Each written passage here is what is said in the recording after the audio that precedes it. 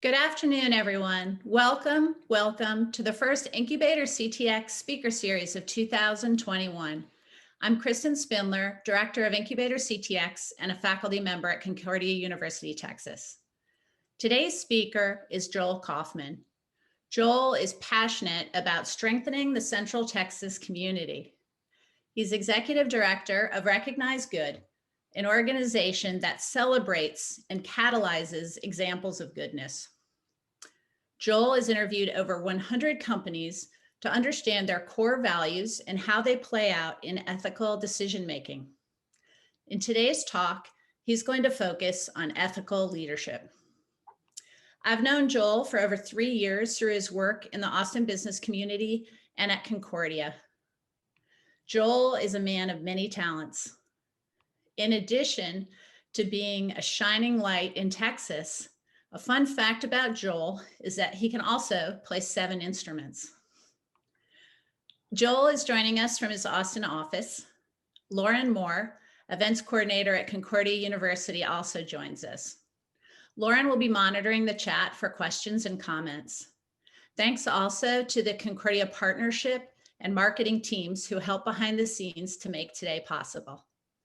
The format for today's webinar will be about 35 to 40 minutes as Joel takes us through his presentation. We'll leave the remainder of the hour for questions and discussions. If you have a question, please type it in the chat and you can address your question to panelists and all attendees. Let's give a virtual warm welcome to Joel Coffman. Thanks so much. Joel, go ahead, take it away. Thanks so much. I'm sure everyone's just applauding wildly, and I'll say, aw shucks. Kristen, thanks. I can't believe it's already been 3 years since we met each other. It feels like 30. So thanks for everybody that's joining us today.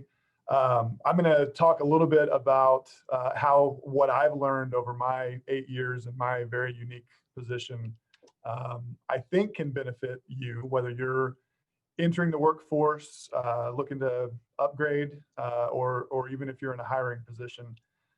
I've talked to a lot of people over the years about this particular subject, and over time I've noticed some trends, and I've also noticed that a lot of the information that I've picked up isn't readily available because I think ethics is a scary word for a lot of people, especially in business. How we make our decisions when it comes to how we treat people is, I don't think anyone's trying to keep it a secret, but I definitely think it's not something that everyone wants to put on their website, in excruciating detail. So I'm going to share a little bit of that with you today. No dirty laundry, just some trends, and I think it'll be able to help. It's not going to be a lesson in ethics. It's not going to be a directive on what you should or shouldn't do, but it is how ethics works in business from my little perspective. So.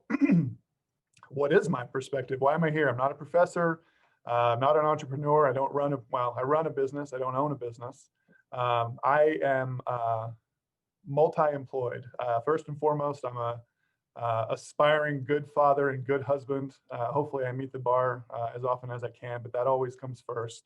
I do run a nonprofit called RecognizeGood, whose mission is to catalyze good deeds in the community, basically by taking great examples of goodness in all forms and sharing those examples with others. I think we all can learn from an inspiring example of someone that we'd like to be with, to be like, or in business, we see another business that we really respect and admire.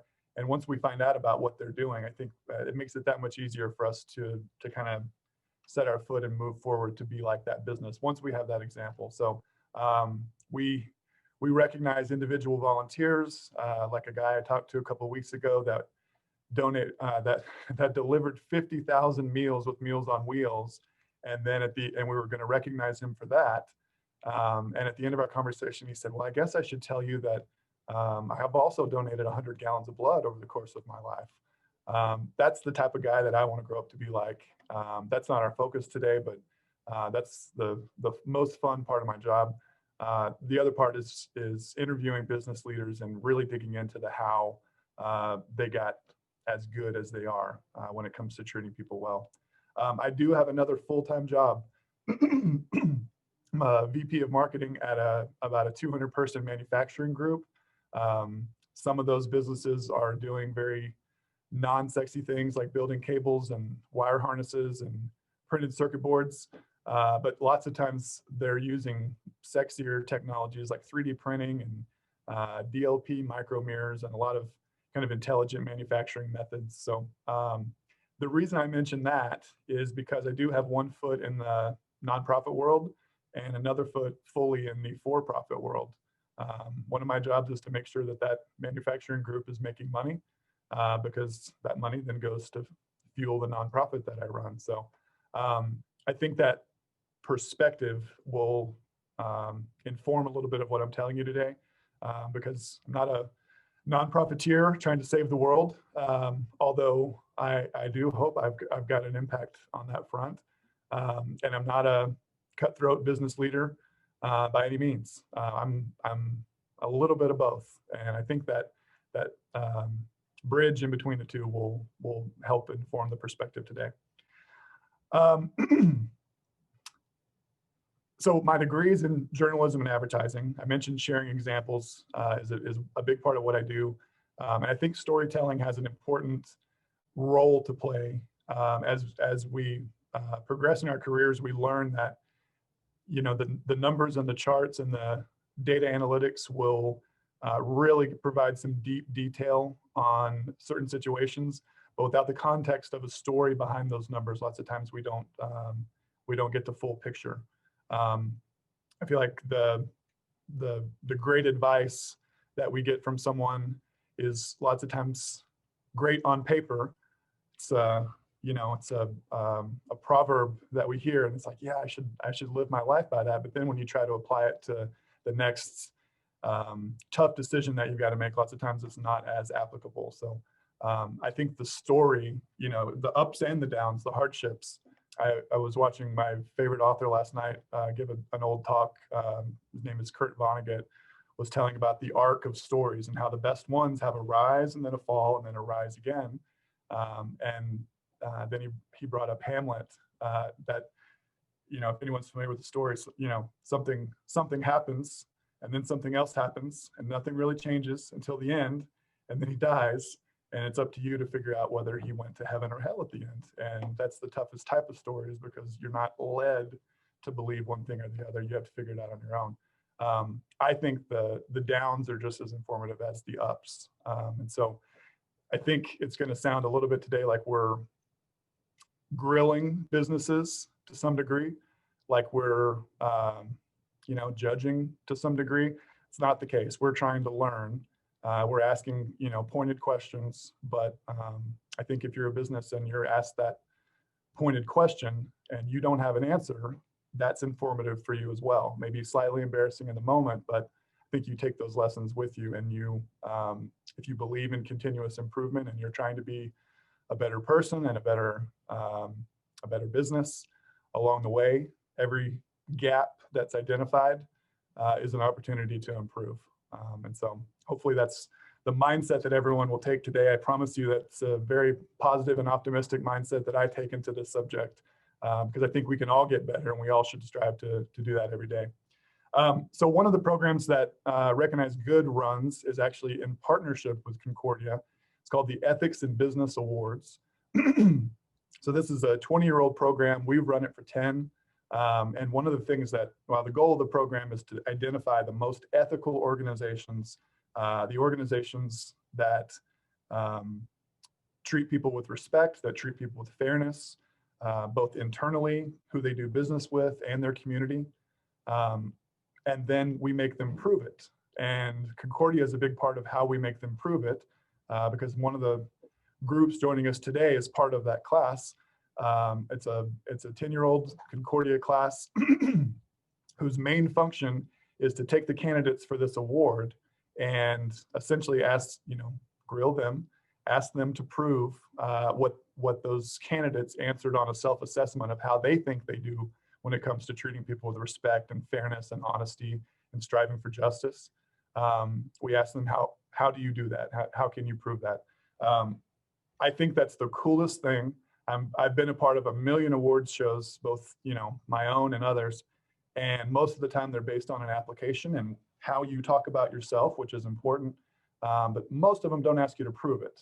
And I think, especially when it comes to something like ethics, the more integrity, excuse me, the more integrity and you can keep as part of the program, and the more objective you can stay, you can say the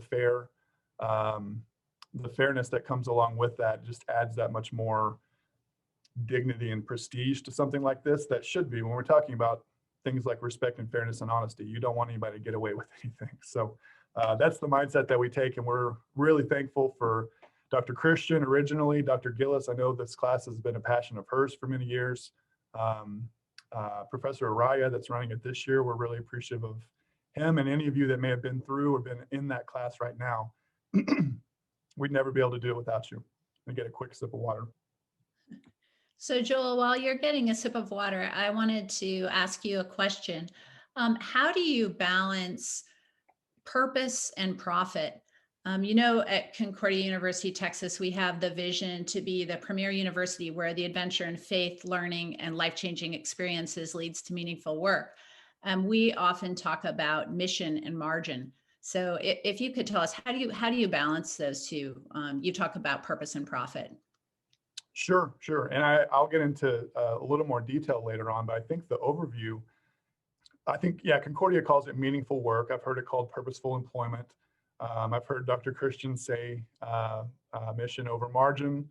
I've heard, purpose and profit, or mission and money. It all means the same thing. How can you do both, right? I think for anybody, there's a tax that you pay often if your number one goal is to make as much money as possible. Oftentimes your purpose can take a hit, because the jobs that pay the best often their purpose is to continue to make as much money as possible. I think your hedge funds and your hardcore sales, and those jobs that are naturally filled with purpose often pay very little, because lots of times they're for a nonprofit who's not in the business of making money. And I think finding the balance of both, it may seem like a pipe dream, especially to some of you that maybe aren't in the workforce or just entered it, but it is out there and it is worth striving for. I think someone asked me the other day, I was on a podcast, asked me what the worst piece of advice I ever got. I'd never thought about it before, but immediately the first thing that came to mind was I was in college or fresh out of college. And one of my friends was telling me his mindset was, the 8 or 9 hours a day I spend working is just the tax I pay to enjoy my life outside of work. And I immediately thought, I don't agree with that at all. I think about wasting a third of my life as just that. It's a waste. If I'm doing something I'm not passionate about, or that's not towards some purpose, I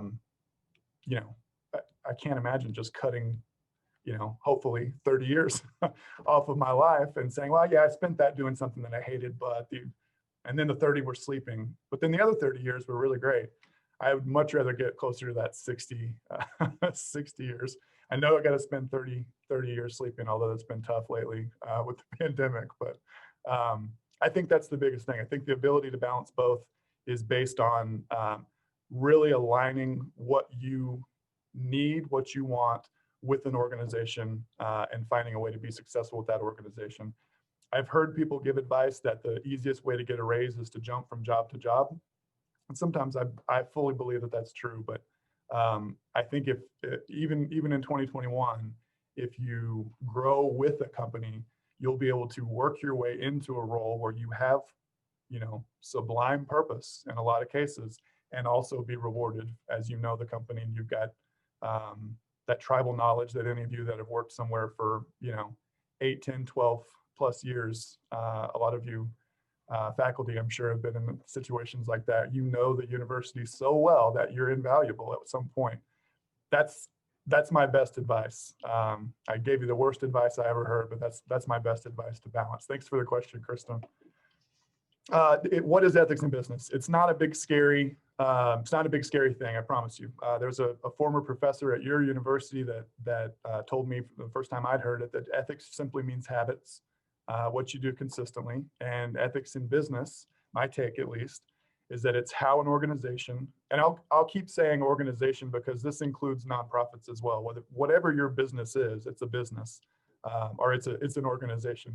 It is a little bit easier to understand, I think, sometimes. So whatever your business is, ethics in your business means how you habitually treat people.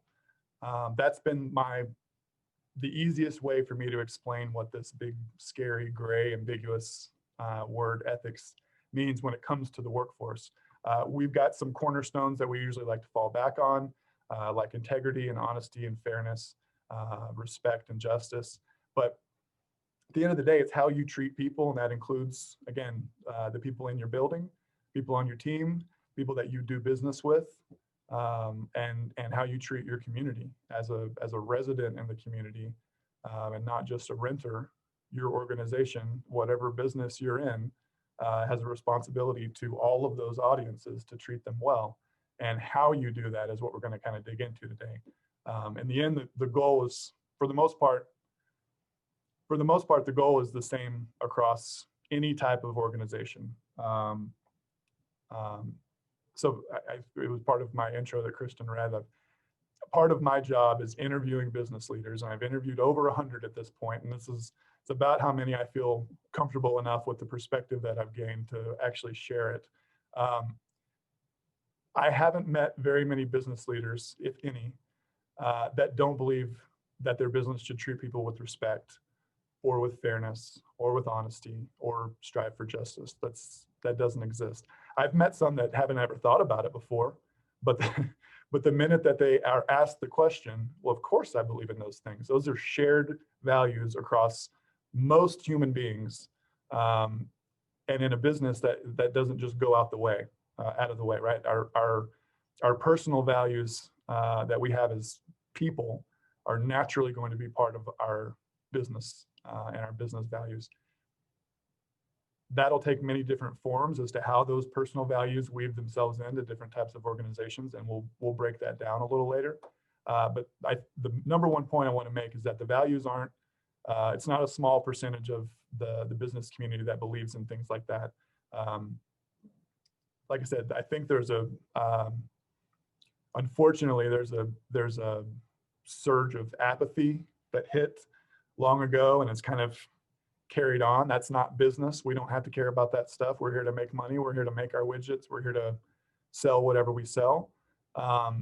It's not that people thought about it and were like, no, I'm not going to treat people with respect, right? It's that they never thought about it. Those that do are in complete alignment, and I can say that with 100% confidence over the course of me gaining my perspective. That doesn't mean that they all get there the same way. And that doesn't mean that their definitions of treating people with respect and fairness and honesty are the same. There's a lot of different factors that play into that. What their particular flavor of being ethical might mean to them.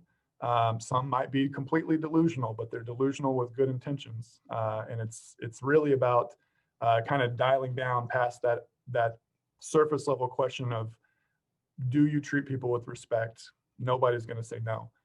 Tell me how. Then you kind of get a little meat on the bone, and you start to learn something, both about the business.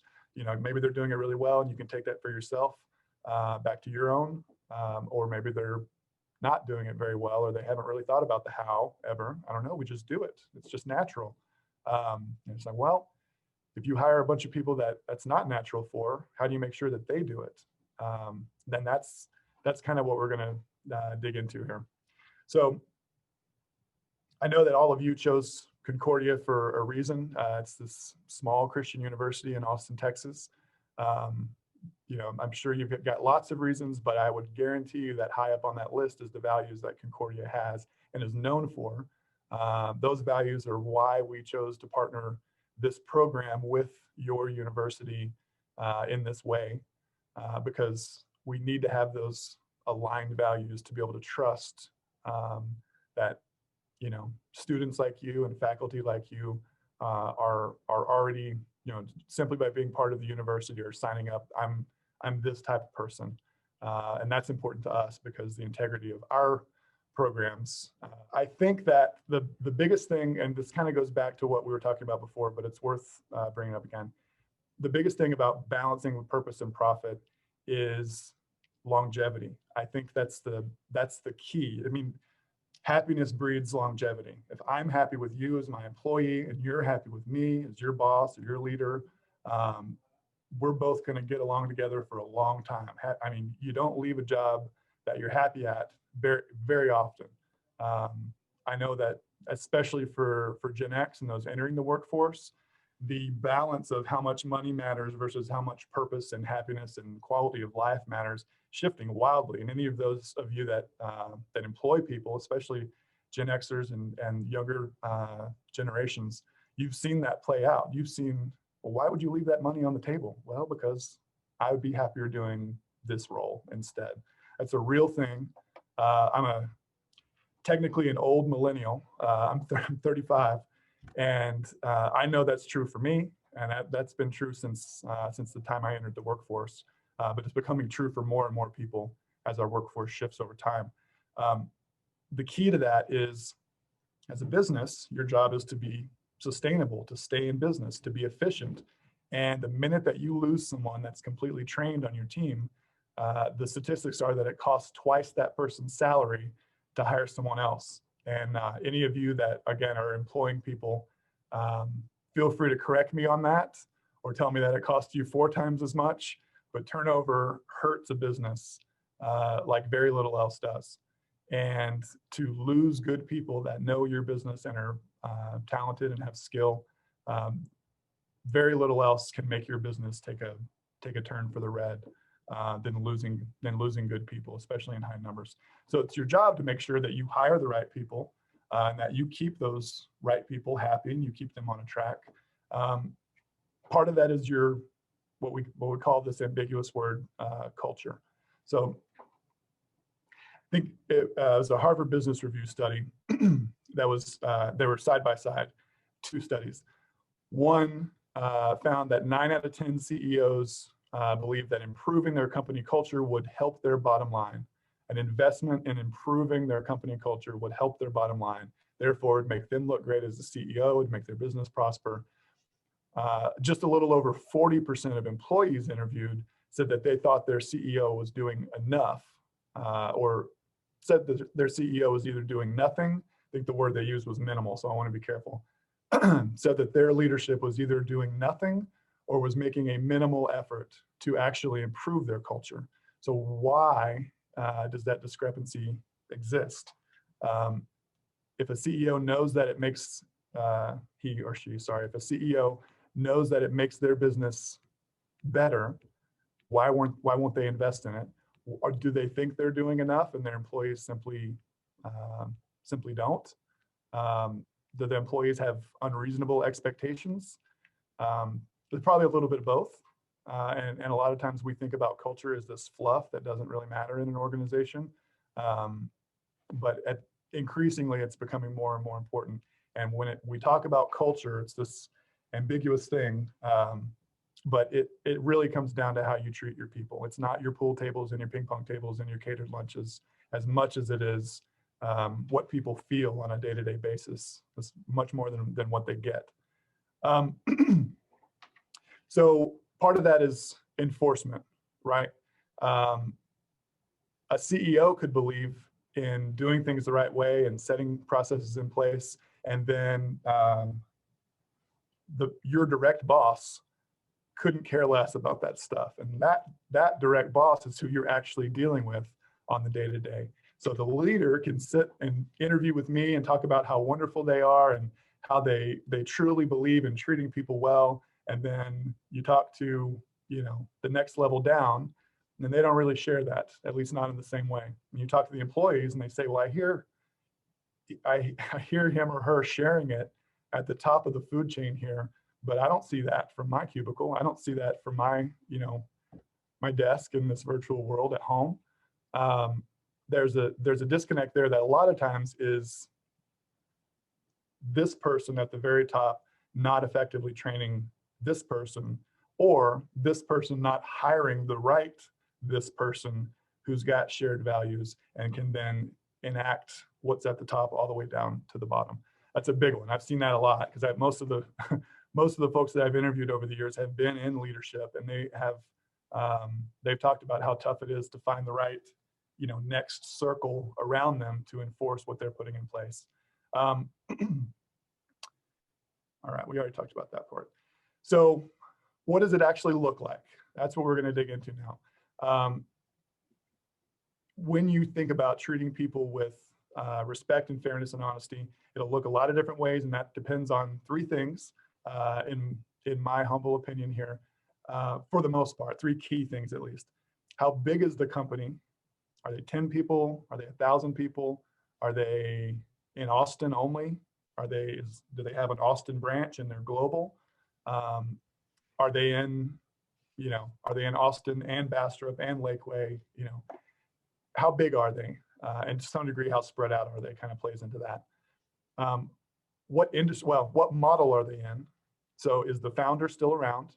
That's a big one. Who's in leadership? Is it the person that started it, or is it as a transition? Is it public or is it private? Are they beholden to shareholders to make a profit, and therefore their decisions are driven by that? Or are they private? Do they have investors where they're also beholden to make a profit? I'll get into why that is in a little bit.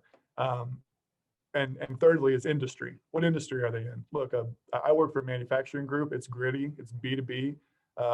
It's relationship, long-term widget sales, basically box builds. It's not the same as an investment firm, and it's not the same as HEB, and it's certainly not the same as what else? I don't know. Throw out another business. I'm trying to think. An insurance company, a services company, a landscaping company. Our board chair runs an extermination company and landscaping company, and we talk all the time about the differences in his internal audience and ours and others. So those are the three things. I think what we're going to do right now, and again, sorry for the false starts, Kristen. We can back up to the videos now. I've got a couple of videos from recent award finalists that I think will give you a good perspective directly from their mouth, not from mine, about how they looked specifically at being ethical leaders during a pandemic. This was from last summer. Take a look.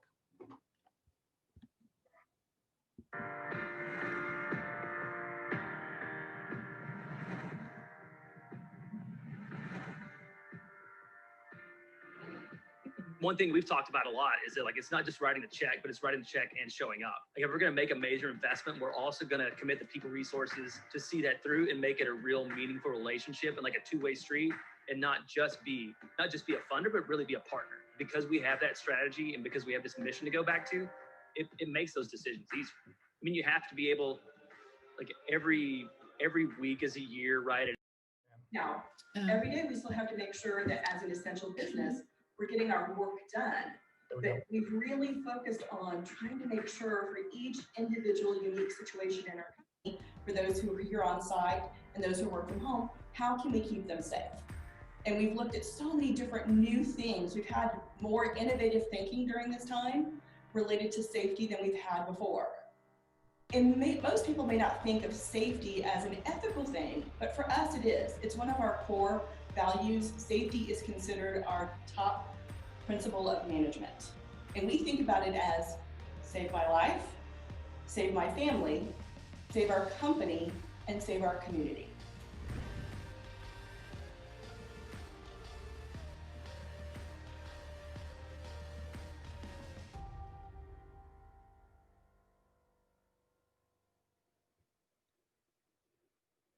So Joel, could you tell us a little bit about what did you notice after interviewing all these people after adjusting to the pandemic? Sure, absolutely. So it really depended on what type of business they had. You heard from just two there, but one's a statewide workers' comp insurance company. It's got about 1,000 employees. They're so big. And they know their primary way to help people is financial. They're a $4 billion company. They make a ton of money. So they don't just write checks. They follow the checks up with kind of measured success metrics and try to make sure that they're solving problems, both internally for their people, who they do business with. They make all of their money from policyholders, basically. The premiums from thousands of businesses all over the state. That's how they make their money. So taking care of their customers, essentially, in turn helps their business, and it also engenders a lot of goodwill and it gets a lot of good done. They also make heavy investments into the communities that they're in, that those businesses are in, knowing that a healthy community makes for healthy businesses and a healthy economy. And we heard briefly from my friend Michelle at Samsung here in Austin.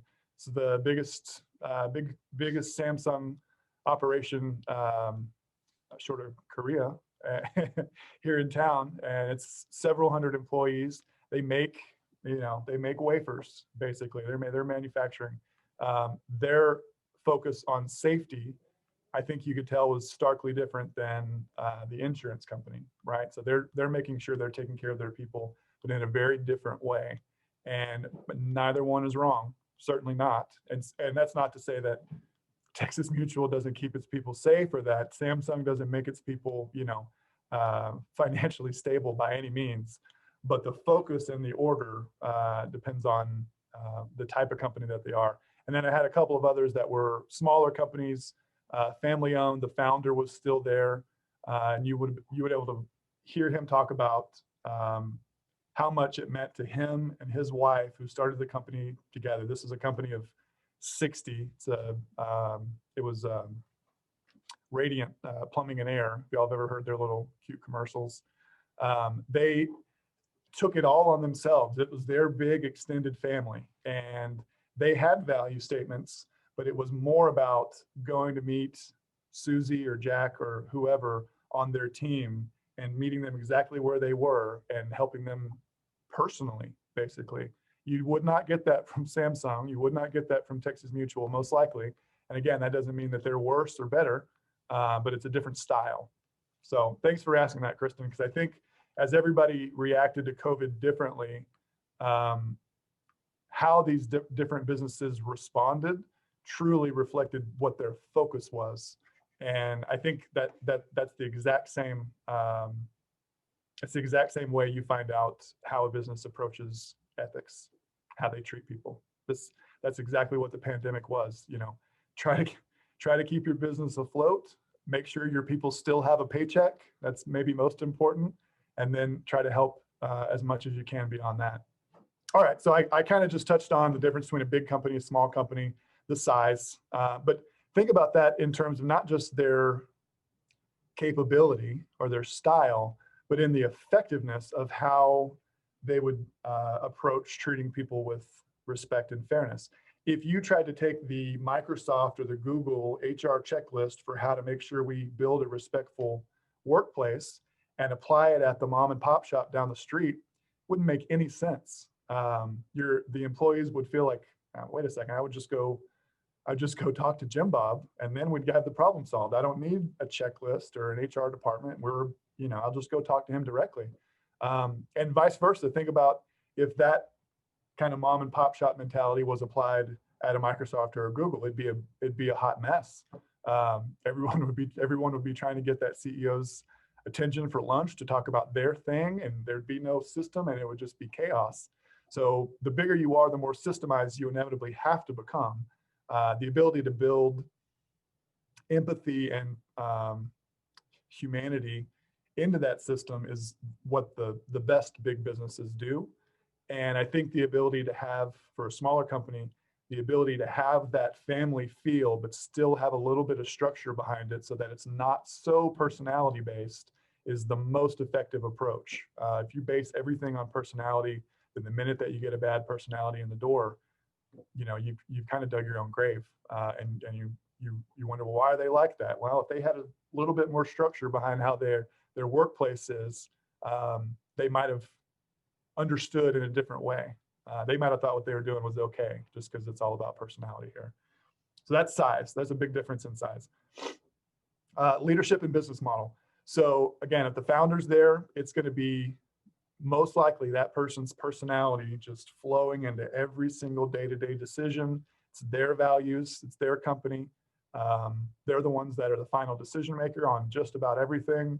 and the business is a reflection of them personally. If it's not a founder in place, sometimes there's still, powerful longtime CEO. I don't know if Dr. Christian got to join us today, but he's a good reflection of it found the university by any means, but he's such a strong leader and his personality is so warm and strong that the university tends to be a reflection of that strong leader. So I say founder, but really strong leader versus someone who is simply, running the business, running it effectively and efficiently, doing it well.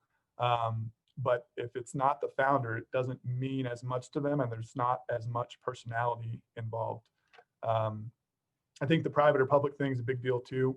Trying to remember, I know my dad worked for publicly traded oil and gas companies his whole life, Halliburton, Arco back in the day, Weatherford, and he was so frustrated by leadership and how they didn't listen to him because they were so focused on money. That's a lot of air quotes, but those are direct quotes from my dad. And I kept trying to talk to him. I was like, well, their whole goal is to make money. They're under so much pressure to make money for their shareholders. Just go to a family-owned oil and gas company. And he never did. He always stayed frustrated, and leaders never took the time to listen to him because they were too focused on money.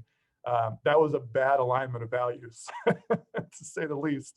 My dad, at just about every place he worked until he retired a couple of years ago, he did not align in values. I think that's a pretty big deal. I think for those of you that are going to be job seekers, think that through. If it's a big publicly traded company, there's a lot of good things about that type of company, but just keep in mind their focus will always be on the profit first, because it has to be. Now, there are lots of investors and shareholders and different structures of organizations who have made a conscious effort and formalized their plan to invest in their people and invest in their communities and treat people well formally. But it's becoming more common, which is really nice. There's a huge investment firm called BlackRock that issued a letter last year or the year before to all of its companies. Look, treating people well builds sustainability. It's a better business practice. If you want to keep our money, we're going to make sure that you're not cutting corners when it comes to that stuff. So increasingly, that's becoming more common. So the public-private thing is shrinking a little bit, but just keep that in mind. And if you're an entrepreneur and you're thinking about mergers, acquisitions, IPOs, bear that in mind too. The minute that you've got somebody that has invested heavily in your business that doesn't share your values, they may share your vision for the business side of things, but if they don't share your values, just think about that going in. Lots of times I've seen those things go very wrong. People aren't happy. It's a weird, it's a weird relationship. Same with mergers. Sometimes mergers are inevitable, but usually one set of values out of the two wins out, so to speak. And they typically don't perfectly align. That's not how we do things around here. So just bear that in mind. And then keep in mind as well, I guess, the tone at the top versus the tone in the middle that I mentioned earlier, the reinforcement of the founder's values. The founder, unless they're completely out of touch, usually will make sure middle management, in my experience, is carrying out the ethics and the values of him or her, because it's him or her. It means a lot to them. Lots of times, if there's not a founder involved, it's a lot easier to lose touch with that middle management group, and values may not be as important, and so it's just easier to lose touch. So, all right, and number 3, industry. We talked about an insurance company, a manufacturing company, investment firms. Ethics means safety to this manufacturing firm. If we take care of our people, they'll be able to take care of their family. They'll be able to take care of the company. Company will be able to take care of the community. Makes total sense. What you're selling as well has a lot to do with the types of personalities that are involved in your internal audience. And so industry also kind of reflects like what type of people work there. There's a type of person that works at a hedge fund. There's a type of person that's really good at sales. There's a type of person that goes to work for a nonprofit. There's others where they have myriad different personalities involved, but bear that in mind. If you're that type of person, the company's values and your values will probably align pretty well. If you're not, if you are, and this is common sense, but as it comes to value alignment, if you're an introverted, don't really like talking to people, and you go to this hardcore sales company and expect your values to align, well then your expectations were out of whack going in. It was probably not going to align, and vice versa. If you're, well, I take that back. I was going to say if you're a really, kind of charismatic, maybe a little bit loudmouth salesperson, can convince anybody of anything, sell ice to a snowman, that you're going to a quiet little insurance firm, your values might not align. That's more personality type, and so I won't go there. But the industry does matter, and that also kind of affects the people that are part of the company. So I mentioned setting expectations. That's really what it all comes down to. I think the company's expectations of you need to be fair and be in alignment. And I'm talking to you, the job candidate, I suppose. And the job candidate's expectations need to be in alignment with what the company is even capable of. I've seen the age gap right now, especially over the last 10, 15 years, play a big part in that. The factory job mentality, learn one thing and do it for 50 years is kind of fading away as the baby boomer generation ages. And the kind of the, don't laugh at me or feel embarrassed, but kind of the unicorn mentality of some of the younger generations. Why can't I have, a $75,000 job after my associate's degree? That mentality those don't match up right now. I've seen that, and that's just a generational thing. But the ethics are still the same, but how a baby boomer generation, a Gen X generation, a millennial generation, a Gen Z generation treats these things, the how isn't the same by any means. And so just a little bit of understanding goes a long way. And so if you're a young person, understanding the way that a boomer, whether you're interviewing them or they're interviewing you, approaches things and takes in ethical decision making, how should you treat people in the interview process specifically, and I'm sure everybody's heard this before. Make sure that you're trying to speak their language or at least understand, and vice versa. That's a big deal. And I've come away from interviews with people my age and said, well, yeah, we're right in line. And then they've talked to my 7-year-old boss, and he's going, nope, they don't get it at all. And it's really just in your ability to communicate with different types of people. If you don't develop that skill in college, where you're getting all these perspectives, both from the student body and your faculty, you need to keep working on it outside of college. That's being able to take in as many perspectives as possible makes you the best version of yourself that it can possibly be. You can't communicate with a whole generation of people. It's not their fault, and you're never going to be able to get what you want from them. That's one thing. I'm a communicator, so that's my soapbox I'll get off of. But that's a big deal. It's a very big deal. And I think the worst thing that you can do is convince somebody that you're a bad person or that you don't understand respect and fairness when you're not. And it was just a communication thing. So set your expectations, and then of both the individual, especially in an interview process, and of the organization going in. So I'll mention, there we go, perfect slide. So here's a few specific examples. I think the biggest measure, I wrote this, so I'm going to read it. The biggest single measure of what to look for is summed up in whether an organization actually walks the walk. And sometimes it's pretty easy to identify, sometimes it's more of a feeling. But if you're a hiring manager, these questions, if they're asked of you and you don't have an answer, that should show you a gap and give you an opportunity to potentially improve. And if there no answer exists, it may be time to talk to your boss or talk to your partners. Hey, we had a candidate ask us what our ethics and compliance policy was. We don't really have one of those, do we? That's a good question from an interviewee for an interviewer to take to heart and say, oh, wow, I don't want to be put in that spot again. Let's go take a look at it. So these go both ways, hopefully. I think it's also a little bit of a trust but verify. These are going to seem like you're grilling the company if you're asking them from the candidate side of the interview table, a little bit, trying to put them on the spot. But I promise you, it's a little bit of, if you did your research, hey, I saw on your website that you had this ethics and compliance policy. I think that's great. I want to know, how is that affected in a situation where someone's fired? What can a fire, if someone's terminated, is there anything that extends past their employment? First question here, how do you feel about a candidate who plans to leave their current employment without giving notice? It's probably a little bit old school, but the respect that you give a company on the way out the door matters a lot. For me, that's a personal integrity thing. But if you interview with someone who says, yeah, can you start tomorrow? Then that tells you a lot. And they know that you're employed elsewhere. And vice versa, if you're interviewing someone that says, well, I'm employed now, but I can start tomorrow, that should tell you something about that person. Again, sometimes those values align. I'm not trying to say it's good or bad, even though I've got my opinion. But just know that, is that the way I would have answered that question? No, okay, well, maybe I'm going to take that into consideration.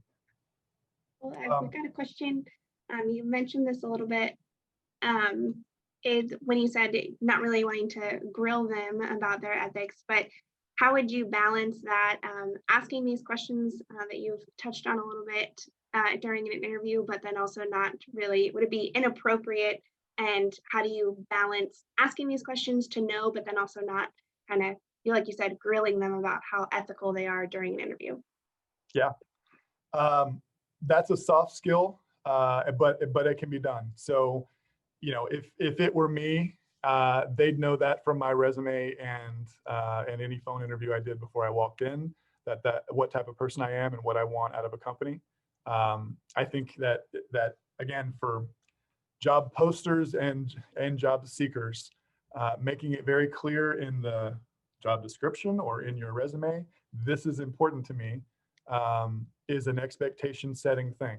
And if it's not important to you, if it's not important enough to you to add to or to make sure that they know that about you before the interview happens, then maybe it's not that important to you. And if it is, consider adding it.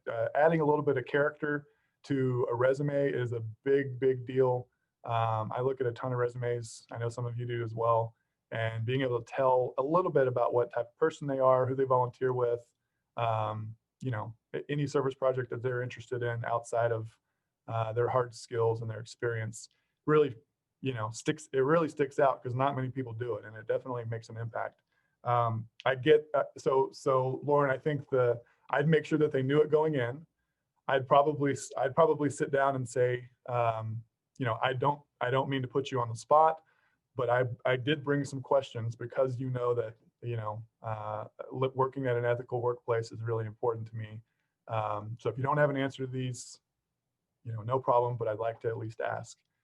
And I think lastly, again, if you're on the other end of the table, well, if you're the interviewer and you coaxed the person in to these questions well, and they're still offended, or you don't get the job because you asked that question, even again, ask it in a nice way. I think that if you walk in and be like, okay, tell me about your compliance policy, let's go. What do I do when I get in trouble? What do I do when somebody harasses me? I think that's going to send the wrong message. But I think if all other things are equal, and the person who's interviewing you still, takes offense or downgrades you because you decided to ask about the ethics of the company, that should also, if your goal is really to be values aligned, then I think you found your answer, right? So great question. I totally get that. What's the process for intervening if unethical behavior is witnessed?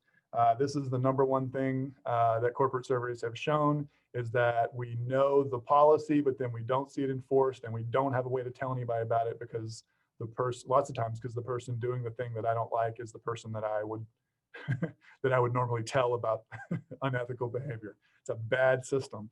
If you see that system, I would say run. If the only person you can complain to is your direct boss, it's a tough spot.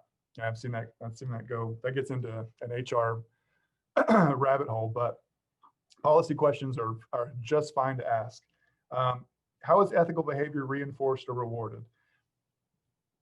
Positive peer pressure, pats on the back, thank you notes, for sure. I mean, does any anywhere on the spectrum of appreciation. If a company does anything to encourage good behavior and ethical behavior, you have found a winner. There are not many that do that. There are some that call out specific kind of heroic acts along the way. You know, Susan found the wallet in the parking lot. Instead of taking it, she turned it in. But if you've got any type of formal program, again, even if it's just pats on the back or, you know, we've got thank you notes that we keep in a stack over there. And if you see somebody that needs a kudo, you go grab one. And if they're doing anything, you found a really, I'm in the appreciation business. And I think that that's severely lacking because like it says here, we all do what we're incentivized to do. Why wouldn't you, if you want to build that type of culture, incentivize that type of culture? You're not paying for it. It doesn't have to be money. Doesn't have to be, you know, a bonus or a trip to Hawaii, but if you're even just the simple act of a note or a thank you or, you know, I'm going to grab you coffee tomorrow. What do you want? I had guys, you know, buy themselves, unhealthy guys, but guys I work with that just buy each other Cokes all the time. Here you go, buddy. All right. Thanks, buddy. I'll get you back tomorrow. Little stuff like that. I appreciate you. It really makes a big difference. Big deal. We just didn't think about it. That's why we cut corners around here because nobody's ever really asked. Nobody's ever really brought it up. Nobody's ever raised their hand.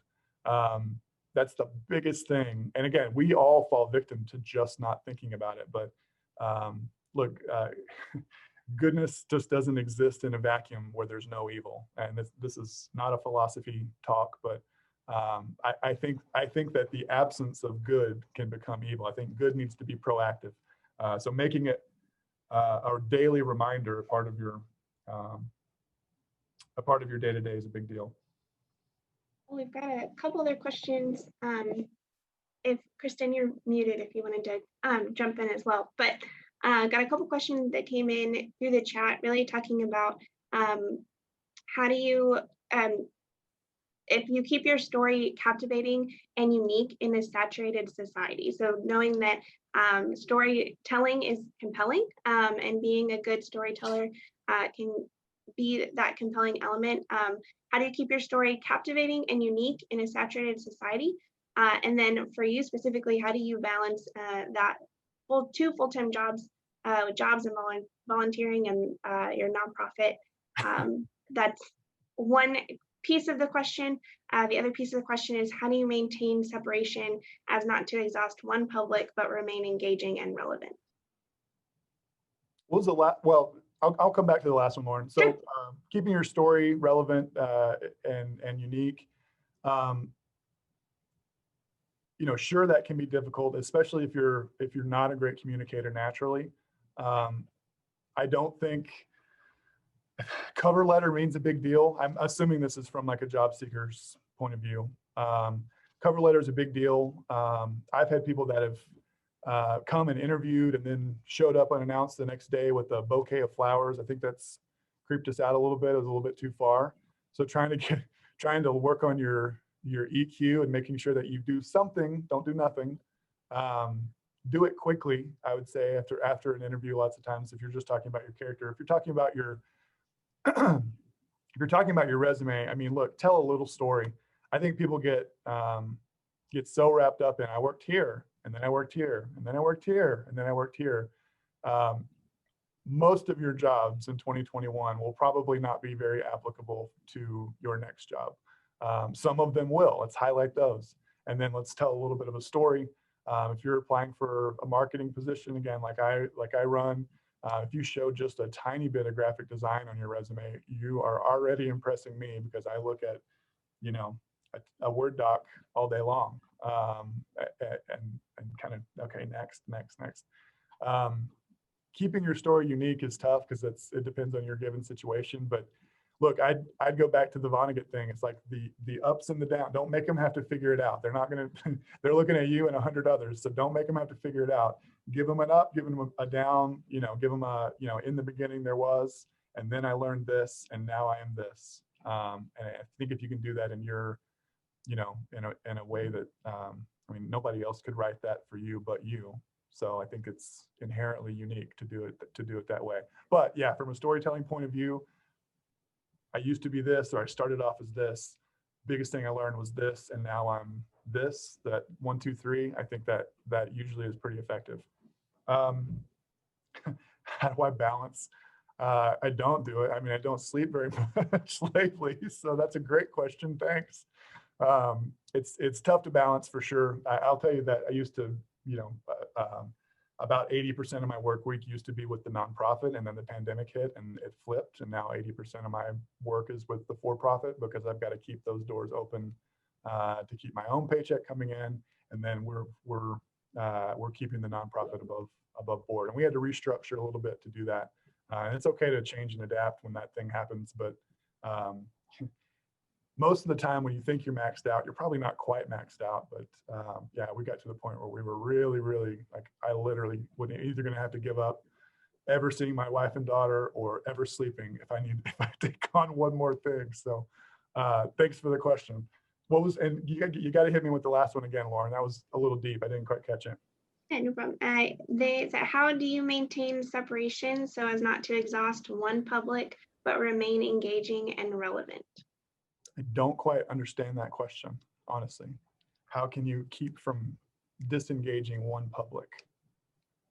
I'm sorry, I don't know. Kristen, Lauren, any context on that? Does that make, I'm sure it sounds like a brilliant question. I'm just not quite, that's my fault. I'm sure is just maybe if you're talking to presenting yourself to two different types of companies, or in the world when you're talking through, how do you kind of keep it relevant for everyone that you're talking to, and not disengaging one opinion potentially over another, but staying true to yourself as well. That makes sense. Look, the work-life balance thing, the thing that Kristen asked earlier about the profit and the purpose and trying to balance that, you feel like you're living a double life if you've got your work face on, and then you walk out the door and you breathe a sigh of relief. Finally, I get to be myself. I can't imagine doing that, although I know a ton of people do. I think, there's a version of you that makes the most sense for this audience, and there's a version of you that makes the most sense for this audience. And it doesn't mean that you're necessarily putting on a mask, but you're highlighting different areas of your strengths, I think. When I'm wearing my nonprofit hat, I'm highlighting my empathy and my ability to kind of understand your problem on a real level, and how can I help? And the how can I help is part of my it's part of my outlook on the for-profit job as well. But it's a little bit more strategic and a little bit more hand-holding sometimes. And so I'm highlighting different areas. I've got a servant's heart in both roles, so that's me. But I'm kind of highlighting my different skill sets to both. That's a really good question, though. Thank you. Joel, we're at the end of our hour. So I wanted to thank you again. We're so grateful for you joining us, and so grateful for everything that you do for the community and for Concordia. I know that you've got a webinar coming up. So maybe Lauren, if you want to put that in the chat so that if people want to participate in that, they can find out more about it. And then for everybody else, we hope that you have good health and peace for everyone. We're committed here at IncubatorCTX to help you hone your skills and learn things, whether we're in person or whether we're virtual. So thanks again, and let us know how you like this presentation. We like your feedback and your ideas and your inspiration. So again, big thank you to Joel, and wonderful everybody. Have a great day. Thanks so much.